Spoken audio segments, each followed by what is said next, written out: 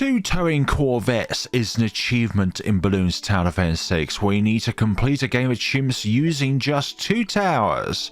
Today we're going to be doing this with the Energizer and the Archmage. We have a ceramic eradicator and a Moab eradicator. So let us do this. Or is that a bit too south? I think that's good enough. We just need enough access to the top row here in order to get the best out of our Energizer, but also at the same time having some contact down here so that then ceramics can still get damaged down here by the submarine. Also, here is the wizard. I want you as bottom left as possible on this button. Also, as you can possibly tell, this is the first ever 2-tower chimps to ever be done on Resort. I know, blasphemy! We'll go with 1-2-0 wizard to start off with. The good thing about guided magic with water fire is that you can control where the water fire is summoned down,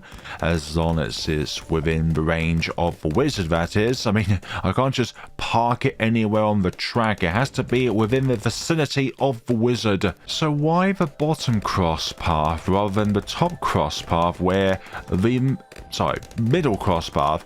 Because the middle cross path can help you pop DDTs. Well, we need the bottom cross path for the super ceramics later on. I'm talking about like rounds 97, 98, and then 99 as well when they're all downgraded from fortified DETs to super regrow fortified ceramics.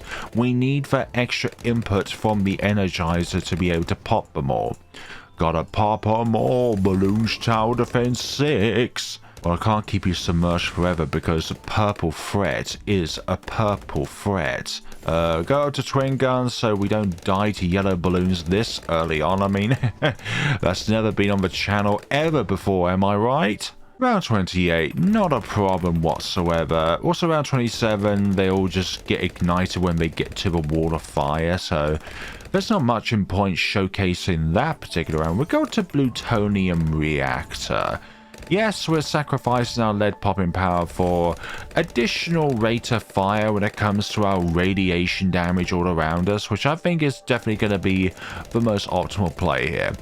Obviously, though, with the middle cross path, I think it also provides more pierce to the radiation, so therefore more balloons are able to be radiated before the Energizer is pierce capped. But with the rate in which our Archmage is going to be popping the Moabs, this thing will not hit a pierce cap. Go up to Arcane Mastery for that mastery range. I mean, increased range. Mastery would be infinite. As much range as possible, since you have mastered the art of range, or mastered the art of arcane mastery.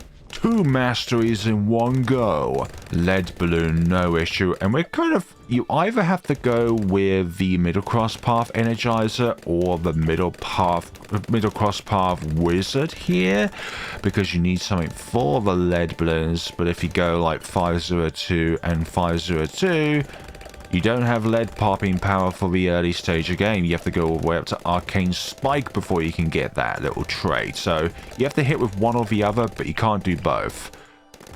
Okay, round 40. Or you can do both, but I just think it's not going to be as possible with, what you would call it, the middle path Energizer.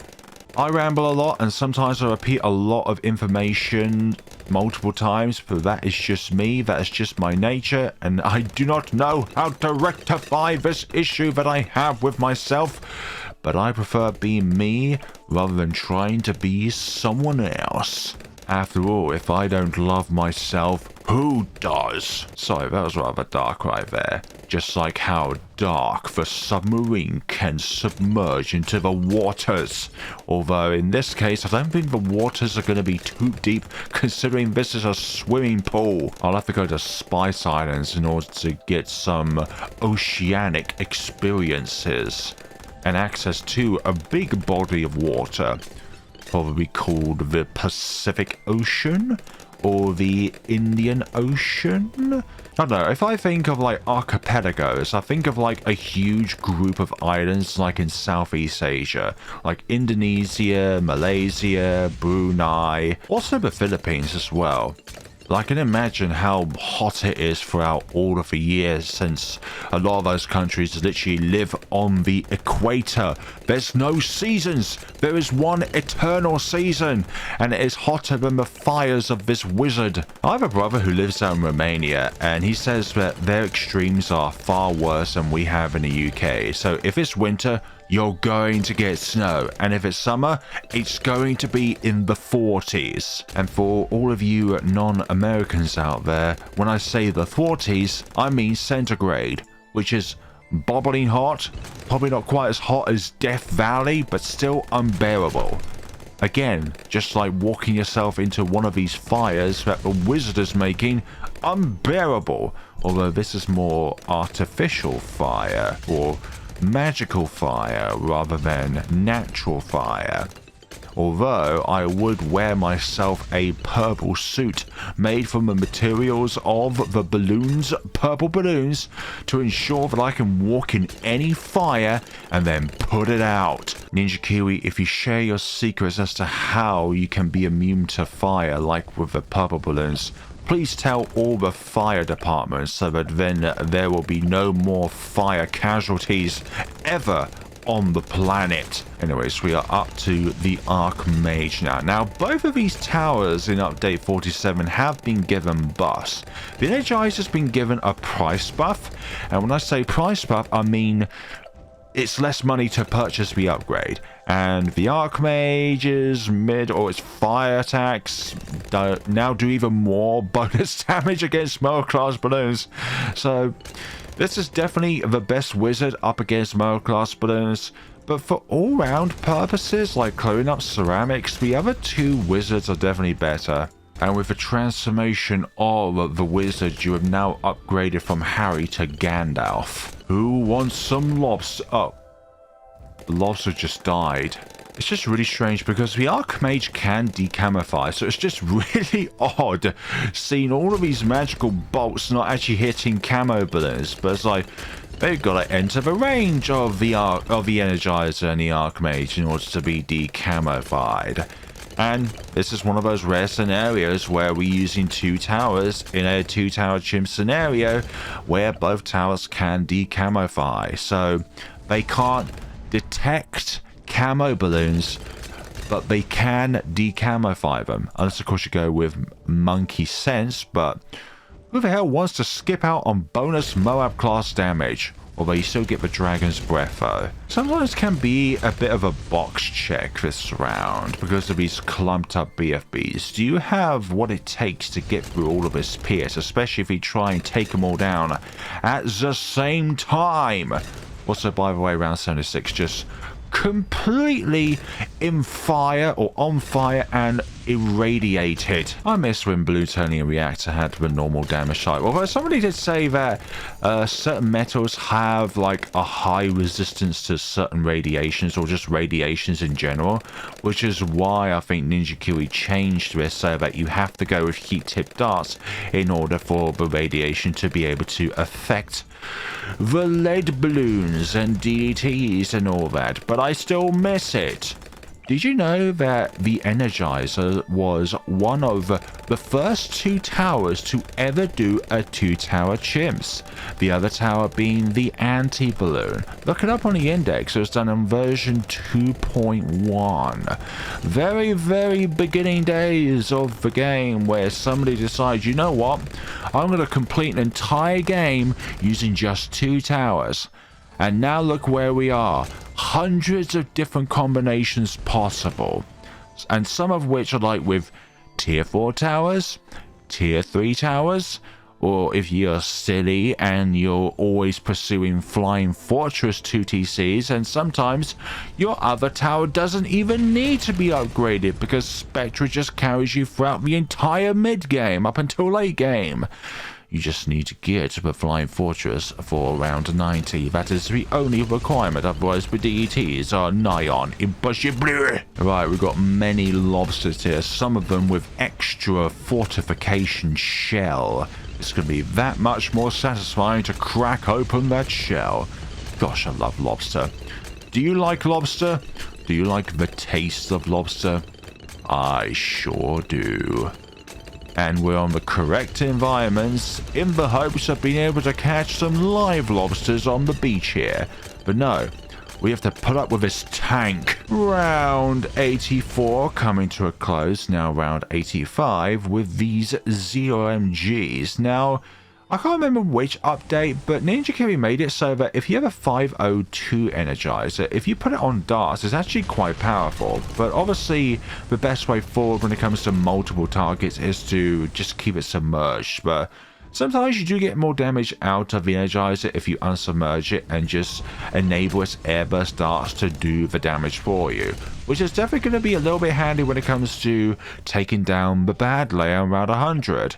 It may not make a huge difference, but you know, every little helps. Said by Tesco's. And there goes round 87. Yeah, the Archmage just makes these Moab class balloons so easy. Saying that, the Archmage is now cheaper than the Glaive Lord, and the Archmage is just that bit more powerful against Moab class balloons than the Glaive Lord is, but the Glaive Lord can, unlike the Archmage, take care of huge hordes of super fortified ceramics, whereas this thing really struggles, gets out-pierced very quickly. It's not like it can't damage them very well, it just doesn't have the pierce to be able to damage them. Okay, DDT territory, it just makes light work of it. Absolutely light work of them.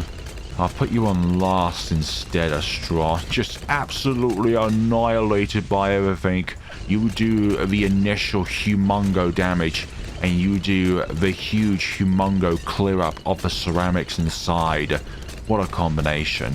It's good to have a combination where both towers are suited for different kinds of targets. You don't want two huge Moab killers and then they can do jack against ceramics. Okay, round 93. There we go. Something of like, is Archmage mad even possible? Something tells me it's not really. Maybe I'm just hallucinating. I'm going to keep you on last. I'm not going to prioritize the strongest most balloon on the screen. I'm going to prioritize the last most balloon on the screen, and this is just going to show you how powerful this combination is. Okay, I'm going to put you slightly away from the purple balloon so that you do not, under any circumstances, take out my fire purple balloons. Okay, DT territory. Yeah, just not a question or shadow of a doubt about it. We absolutely annihilate round 95. Now, what about 99? That is the biggest round, actually, that is going to cause us problems. The only round, actually, that will cause us problems. Round 98 could also give us problems, though. Definitely. If we don't have our targeting right, it will definitely give us problems. No question or shadow of a doubt about it. Have you ever heard of round 98 in a chimp scenario? Did you know about how annoying it can be at times? Just the sheer amount of balloons on the screen and all of the different times in which you failed in it because of said balloons being a massive thorn? Okay, round 98. I'm going to keep you on last, actually, and see how this fares along. Keep you on last. Look at the huge amount of pops we are getting. Okay. Once I start going downwards, then I will put you on first.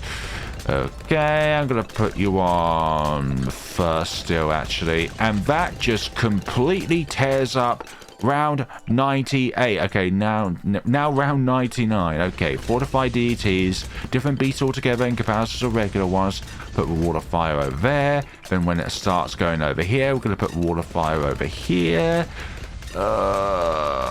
Gosh, yeah, this is gonna be very bad, really bad. Did it cheat? Oh my god, we cleared her. This is a flawless run. Not a single death so far. That's brilliant. I did not expect to do round 99 first try. I expected like multiple attempts to get the microing correctly between the targeting and everything else going on here. Okay, I forgot to put you on first rather than submerged, but that's absolutely fine. Actually, we're to the point where I don't need to worry about it. Okay, DETs, just do the do. All of the regrow balloons have been annihilated. No more regrow balloons shall be summoned here at all. And that, everybody, is the Energizer and Archmage 2 Tower Chimps. What a run. That was flawless. But I think that was pretty much luck-based with the targeting priorities and all that, rather than, let's say, anything else. Not skill or anything like that. I always think that a lot of my success can come down to luck rather than skill. And with that targeting, with all that sort of stuff, so like last, strong, first, etc., I don't see a reason to put you on close, though. Just not a reason, especially on this map. Anyways, we're going to pop a bat a bit sooner if we did have you unsubmerged, but that ultimately didn't matter. And you did a brilliant job clearing up the ceramics around 98. You did an amazing job. And because of how this thing pops the Moabs, it means that, well, yes, you do pop the Moabs in a large amount, but not too much, so that then this means out-pierced by all of these ceramics. You just remove each and every single one of them shortly after they are summoned down onto the field and they are in your range. But there we go. Thank you all so much for watching. Yes, I did a trial run of this, and round 99, as I told you, was a bit of a trickster, but in this case, somehow I managed to do it first time around. Thank you all so much for watching, everybody. I did some of them in the reverse order, which is why I'm doing this as Energizer and Archmage rather than Archmage and Energizer. It's kind of important for index submissions, where you have the first tower is the first thing you put down and the second tower is the second thing you put down. And in a lot of cases, it has to be a set order because of the fact that certain towers cannot be placed down on round 6. So therefore you can't do something like the anti-balloon and Prince of Darkness. Anyways, thank you all so much for watching. Take care of yourselves, everybody.